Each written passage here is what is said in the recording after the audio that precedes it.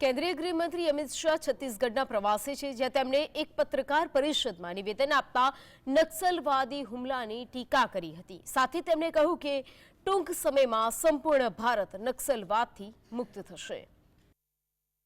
દેશનું સૌથી વધુ નક્સલવાદ પ્રભાવિત રાજ્ય છત્તીસગઢની કેન્દ્રીય ગૃહમંત્રી અમિત શાહે મુલાકાત લીધી। આ દરમિયાન રાજધાની રાયપુરમાં આયોજિત એક પત્રકાર પરિષદ દરમિયાન કેન્દ્રીય ગૃહમંત્રીએ નક્સલવાદને લઈ નિવેદન આપ્યું। તેમણે કહ્યું કે છેલ્લા ઘણા સમયથી દેશ અને છત્તીસગઢમાં નક્સલી હુમલામાં ઘટાડો થયો છે, તો બિહાર, ઝારખંડ, ઓડિશા જેવા નક્સલ પ્રભાવિત રાજ્યો પણ આ સમસ્યાથી મુક્ત થઈ ગયા છે। નક્સલી હુમલાઓમાં આશરે 54% ઘટાડો થયો છે। पहले 10 साल में 6617 6617 सुरक्षा कर्मी और नागरिक मृत्यु हुआ था। अब उसमें 70% कमी होकर 2004 तक ये आंकड़ा सीमित करने में हमें सफलता मिली है।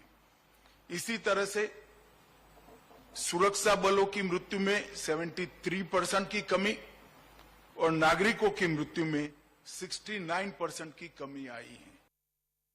ગૃહમંત્રીએ વધુમાં કહ્યું કે બેઠકમાં અમે સહમત થયા કે ડાબેરી ઉગ્રવાદ આ દેશની લોકતાંત્રિક વ્યવસ્થા સામે સૌથી મોટો પડકાર છે।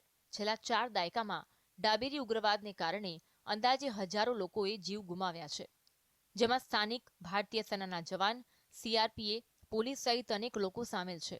ત્યારે આજે ભારત સરકાર બસ્તરથી બીજાપુર, દંતેવાડાથી ધમતરી સુધીના સમગ્ર વિસ્તારના વિકાસ અને તેને ડાબેરી ઉગ્રવાદથી મુક્ત કરવા માટે પ્રતિબદ્ધતા દર્શાવી છે। આ સાથે તેમણે માર્ચ 2026 સુધીમાં દેશમાંથી નક્સલવાદને ખતમ કરવાની પણ વાત ઉચ્ચારી હતી।